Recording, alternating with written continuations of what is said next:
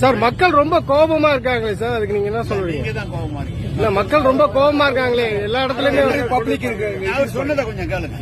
நீங்க தான் கோபமா இருக்கீங்க. என்ன பிரதர், நீங்க கோபமா இல்லையா? கோபப்படுங்கன்னு வருத்தம் இருக்கு, ஆனா கோபம் இல்லை. மழை வந்து நிறைய பெஞ்சிருக்கு, ஆனா அதே சமயத்துல எங்களால அப்ரோச் பண்ண முடியாத இடத்துலதான். ரொம்ப நன்றி, ரொம்ப நன்றி தம்பி, ரொம்ப நன்றி. அப்ரோச் பண்ண முடியாத இடத்துலதான் லாரியில போய் கொடுக்குற அளவுக்கு வந்துட்டோம். கீழே கார்ல போக முடியாத இடத்துக்கு. அதனால எந்த வேலையும் நிறுத்தல.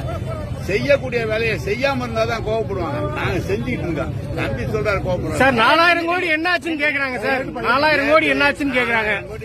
நீங்க 4000 கோடிக்கு விளக்கமா நேற்று வந்து டிவியில சொல்லியிருக்காங்க.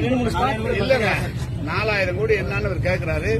எவ்வளவு செலவு பண்ணிருக்கான், எந்தெந்த இடத்துல எவ்வளவு கிலோமீட்டர் கட்டிருக்கான், அது கட்டினால என்ன பலன்கிறது நேற்று தூரமா எல்லாம் சொல்லியிருக்காங்க. வேணும்னா மறுபடியும் வேணாலும் உங்களுக்கு சீட்டு கொடுக்குறோம். இல்ல சார், இப்ப எதிர்கட்சிகள் வெள்ளை அறிக்கை வெளியிடணும்னு சொல்றாங்க. மழைநீர் வடிகால் இதெல்லாம் நம்ம என்ன பண்ணிருக்கோம் அப்படிதான் சொல்லுவாங்க சார். அது காலையில 2-3 ஸ்பாட் போயிருக்கீங்க சார். நேற்றுக்கு இப்போ எப்படி ஸ்பாட் எப்படி இருக்கு?